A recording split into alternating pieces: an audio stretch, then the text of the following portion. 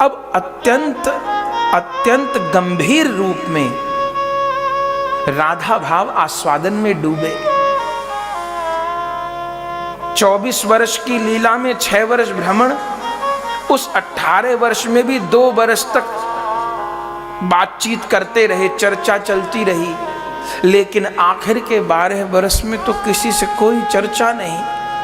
उस समय यदि कोई निकट रहता था तो राय रामानंद, स्वरूप दामोदर दास गोस्वामी और गोविंद। और उस समय महाप्रभु जी को विविध प्रकार के आवेश होने लग गए थे। हमने सुना था कृष्ण गौर क्यों बने? बोले कई क्षण राधा प्रेमा, कई क्षण मधुरिमा, कई क्षण सुखेति हो भोर।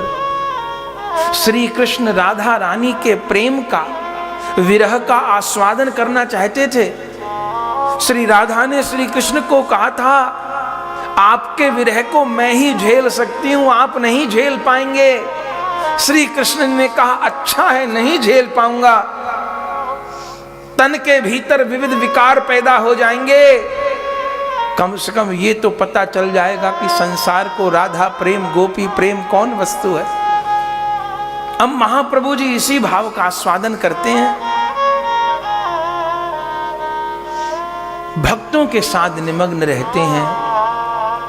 एक दिन महाप्रभु जी कुटिया में बैठे थे, तभी समुद्र से एक कोई विशालकाय पुरुष निकल के आया।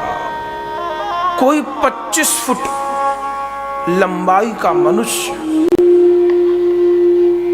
एक ब्राह्मण उस समय जगन्नाथपुरी आए हुए थे दरिद्रता दूर करने के लिए।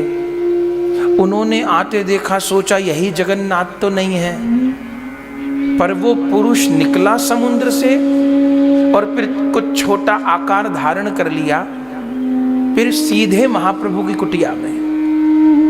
उनके आते ही महाप्रभु जी ने सबको बाहर भेज दिया और उनसे बात करने लगे। क्या बात हुई ये तो नहीं पता, पर जिस समय वो चले गए उनकी परछाई नहीं पड़ रही थी। विशाल वपु फिर समुद्र के भीतर प्रवेश किया। स्वरूप दामोदर जी ने पूछा, प्रभु ये कौन थे? इस धरती के से नहीं लगते थे। तब महाप्रभु ने कहा, विभीषण जी आए थे। विभीषण चिरंजीवी है ना। विभीषण महाप्रभु का दर्शन करने आए थे, महाप्रभु को प्रणाम करके चले गए थे। अब पता नहीं कौन कौन दिव्य मूर्ति महाप्रभु का दर्शन करने आती थी, कौन कौन पता नहीं।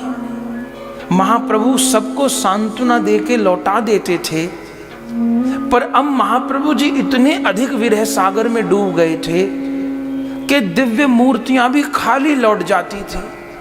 महाप्रभु जी किसी से बात करने की अवस्था में नहीं थे। वे दिन रात रोते थे, बस दिन रात रोते थे। एक हाथ स्वरूप दामोदर के गले में डाले हैं, एक हाथ राय रामानंद जी के गले में डाले हैं, और रात दिन महाप्रभु जी श्री कृष्ण विरह में रुदन करते थे। स्वरूप दामोदर जी बार बार भागवत जी के रास पंचाध्यायी के श्लोक सुना के, गीत गोविंद के अष्टपदी सुना के, कृष्ण करणामृत सुना के, चंडीदास और विद्यापति के भाव अनुकूल पद सुना के किसी प्रकार महाप्रभु जी को सांत्वना देते थे। पर महाप्रभु जी किसी प्रकार शांत नहीं होते। सारी सारी रात चित्कार मारते बीतती है, सारी सारी रात इन ललिता विशाखा स्वरूप रामानंद को गले लगा लगा कर रोते हैं और कहते हैं, अब सही जाती नहीं, अब सही जाती नहीं, मुझसे जुदाई शाम की, अब सही जाती नहीं, मुझसे जुदाई शाम की, रैन दिन रटना लगी है, रैन दिन रटना लगी है, मुझको उसके नाम की, रैन दिन रटना लगी है, मुझको उसके नाम की। क्या करूं किससे कहूं मैं दिल की बातें खोल कर, क्या करूं किससे कहूं मैं दिल की बातें खोल कर, क्या कहूं किससे कहूं मैं दिल की बातें खोल कर, क्या कहूं किससे कहूं मैं दिल की बातें खोल कर, है नहीं मेरा ना अब मैं, है नहीं मेरा ना अब मैं, हूँ किसी के काम की, है नहीं मेरा ना अब मैं, हूँ किसी के काम की। अब सही जाती नहीं मुझसे जुदाई शाम की, अब सही जाती नहीं मुझसे जुदाई शाम की, हो गया है रोग मुझको प्रेम उस घन श्याम का, हो गया है रोग मुझको प्रेम उस घन श्याम का, हो गया है रोग मुझको प्रेम उस घन श्याम का, हो गया है रोग मुझको प्रेम उस घन श्याम का, चाहे जो हो अब मुझे, चाहे जो हो अब मुझे, परवाह नहीं है जान की, चाहे जो हो अब मुझे, परवाह नहीं है जान की।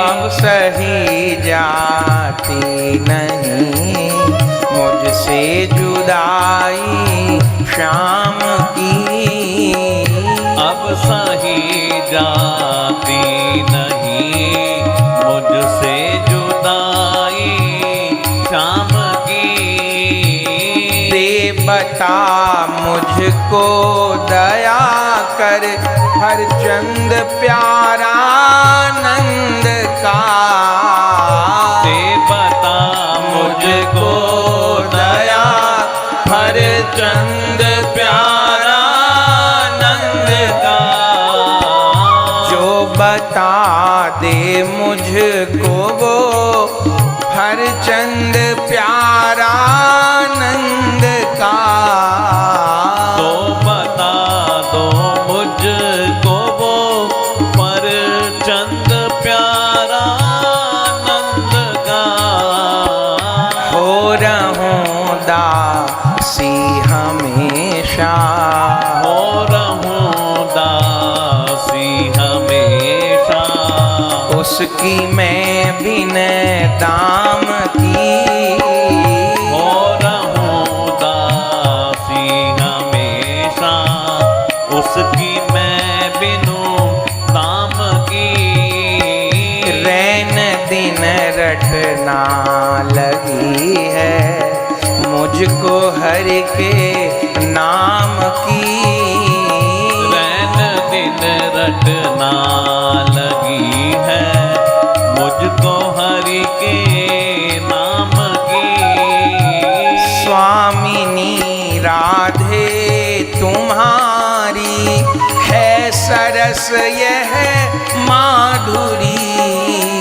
स्वामिनी राधे तुम्हारी है सरस ये माधुरी।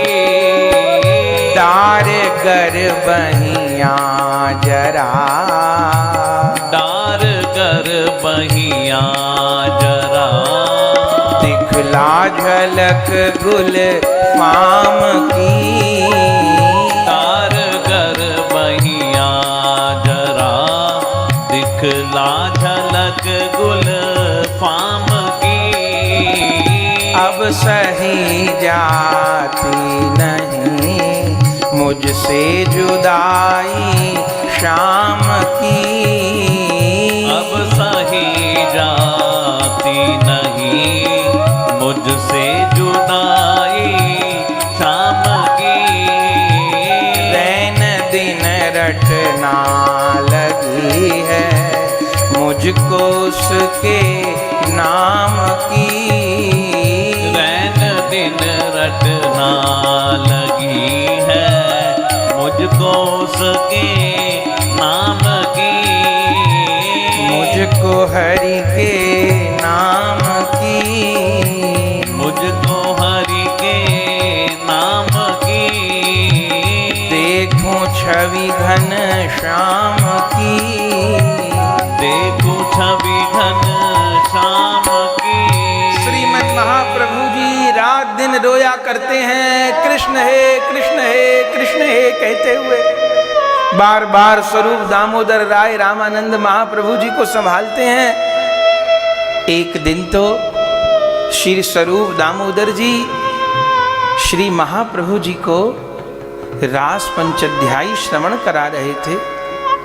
कैसे श्याम सुंदर ने वंशी नाद करके गोपियों को बुलाया।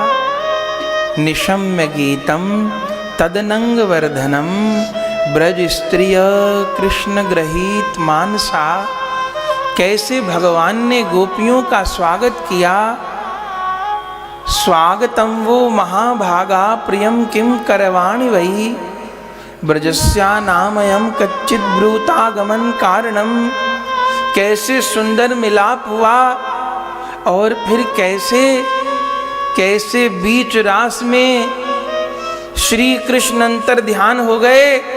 बस जैसे अंतर ध्यान की चर्चा सुनी श्रीमन महाप्रभु जी कृष्ण है कृष्ण है कृष्ण है कहते हुए श्री गंभीरा से समुद्र तट की ओर भागने लगे। श्री स्वरूप दामोदर राय रामानंद महाप्रभु जी के पीछे पीछे भाग रहे हैं। भागते भागते भागते भागते जगन्नाथ उपवन के आगे अचेत होकर के गिर पड़े। जैसे मछली जल के बाहर आने पर तड़पती है, इस प्रकार जगन्नाथ जी के मंदिर के द्वार पर तड़प रहे हैं। स्वरूप दामोदर राय रामानंद जी महाप्रभु जी को उठाते हैं। धीरे धीरे चेत होता है। शरीर की एक एक नस कृष्ण है कह के रुदन कर रही है।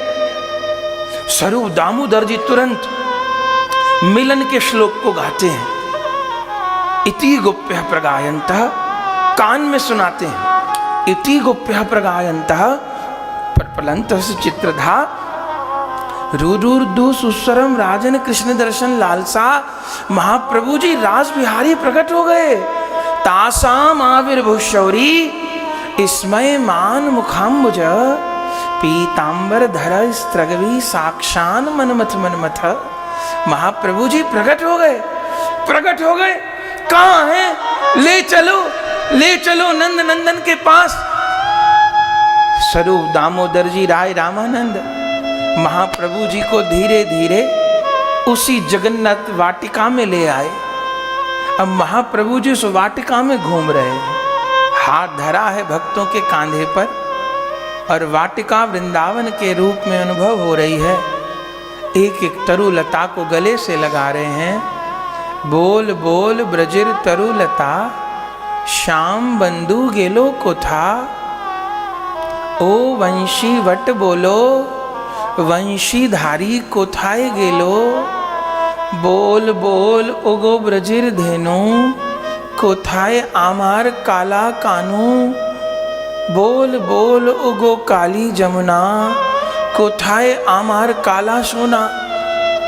महाप्रभु जी पूरे दिन सवेरे से रात तक वाटिका में भ्रमण करते रहे। धीरे धीरे स्वरूप दामोदर राय रामानंद जी किसी प्रकार महाप्रभु जी को वापस गंभीरा में लेकर के आए हैं।